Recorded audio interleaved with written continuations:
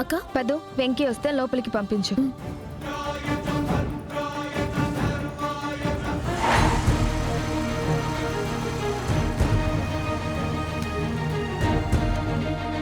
ఏంటి పద్దు, ఏముంటుంది మీ అక్క? చాలా కోపంగా ఉంది, నిన్ను లోపలికి రమ్మంది. మీ అక్క కోపం ఎలా తీర్చాలో నాకు బాగా తెలుసు. మ్,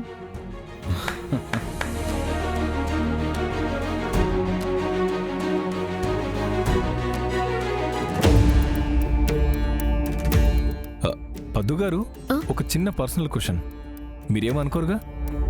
పర్లేదు అడగండి. అసలు మీ అక్క ఏంటండి ఎప్పుడు వెంకీ గారిని అరుస్తూ ఏదో ఒకటి అంటూ ఉంటుంది? మా బావకేమో అక్కంటే ప్రాణం, మా అక్కకేమో బావ మీద పంతం. అందుకే ఈ గొడవలు. మరి ఎవరో ఒకరు సర్దుకుపోవచ్చుగా. దూరం పెరిగాక గొడవలు ముదిరాక కలవటం కాస్త కష్టమే. అందులోనూ మా పెద్దమ్మ ఇద్దరికి విడాకులు ఇప్పించాలని చూస్తోంది. మరి మీ బావ వదిలేయొచ్చుగా. మా బావకి అందరూ కావాలి. మా అక్కకేదో ఆపదుందంట, అందుకే తన చుట్టూ నీడలా ఉంటున్నాడు. ఇంకెవరో కాదు, ఆ ఆపదని నేనే. మాది అంతులేని ఒక వింత కథలేండి. మీరు ఫ్రెండ్స్ అన్నారు కాబట్టి చెప్పాను. ఎవరికీ చెప్పకండి, ప్రామిస్.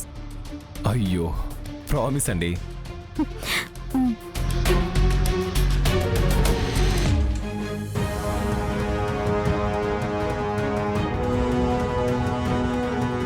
ఏంటి చక్కుడి, అకౌంట్ సెటిల్ చేస్తానని వచ్చి కూర్చున్నావు, మర్చిపోయావా? లేదు, గుర్తుంది. అయితే నాకు ఇవ్వాల్సింది ఇచ్చేయి. ఇవ్వాలనే రమ్మన్నాను. ఆహా, ఈరోజు నేను నక్క తొక్కు తొక్కినట్టున్నాను. ఇప్పుడు ఇవ్వు.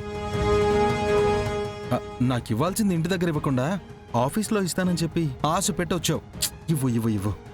ఇస్తాను.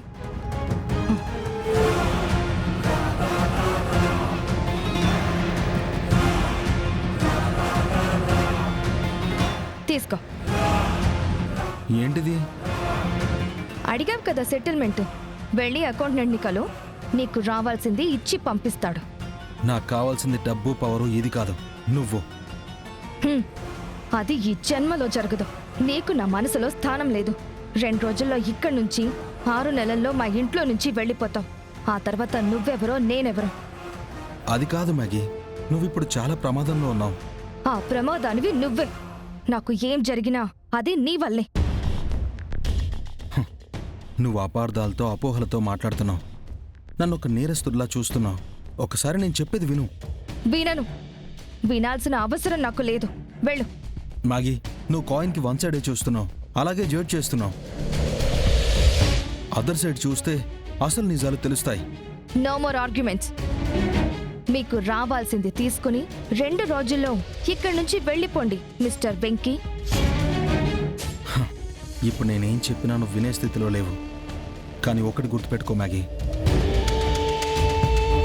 ఎవరినైనా ప్రేమిస్తే వాళ్లలో లోపాలకి అంత ప్రాధాన్యత ఇవ్వకు. అదే ఎవరినైనా ద్వేషిస్తే వాళ్లల్లో మంచిని గుర్తించు. నేను ఏ తప్పు చేయలేదు, ఏ నేరము చేయలేదు. నువ్వే నేనేంటో తెలుసుకోలేక నన్ను ఒక దోషిలా చూస్తున్నావు. కానీ లాస్ట్ మినిట్లో అయినా నేను ఏ తప్పు చేయలేదని నిరూపించుకుంటాను. అప్పుడు తమరే వచ్చి నా కాళ్ల మీద పడి క్షమించమని అడుగుతారు. అది చూస్తాను. చూస్తూనే ఉండ.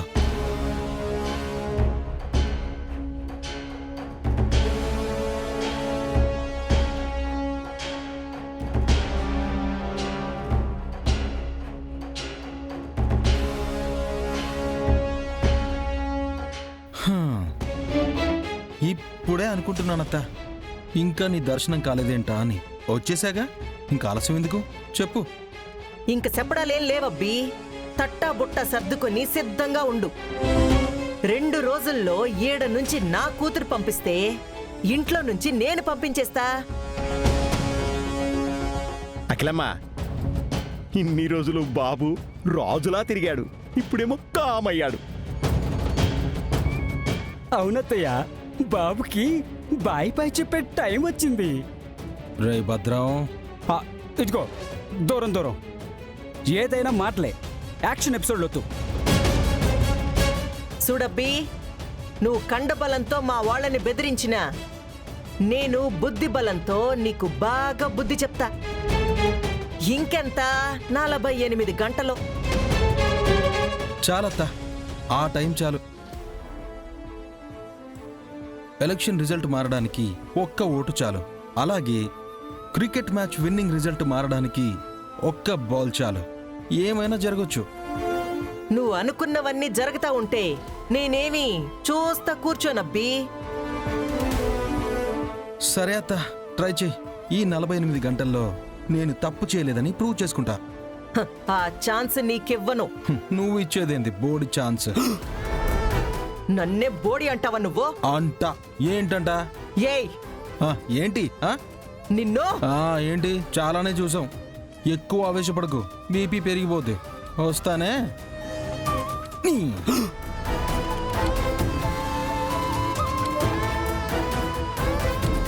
అఖిలమ్మ, షూటర్ని దాచేశాం, యాంకర్ని కనిపించకుండా చేశాం.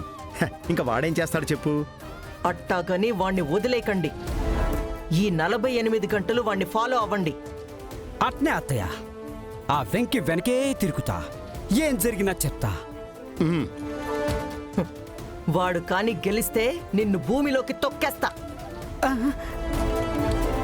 ఆణ్ణి 7 నుంచి పంపించే ఏర్పాట్లు చూడు.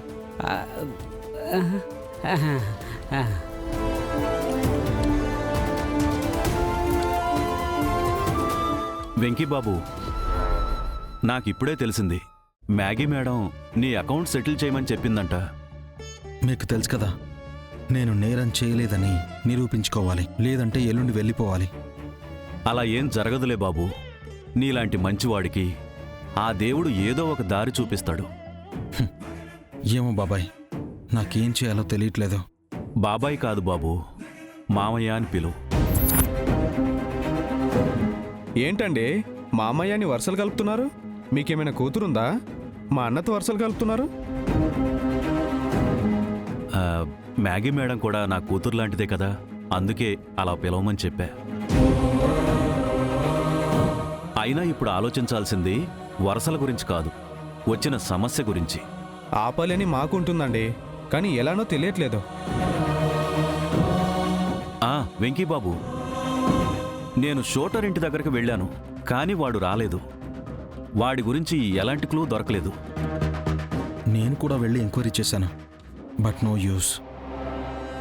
పోనీ నువ్వు ఇచ్చిన ఇంటర్వ్యూని మార్చింది కదా, ఆ అమ్మాయిని పట్టుకుంటే.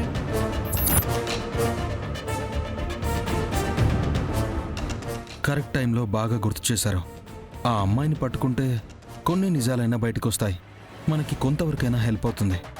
బాబు, నేను వెళ్ళి ఆ అమ్మాయి డీటెయిల్స్ కనుక్కుని వస్తాను. నువ్విక్కడి నుంచి వెళ్లకుండా వేరే దారి దొరుకుతుందేమో చూడు. సరే, మీరు జాగ్రత్త. సరే బాబు.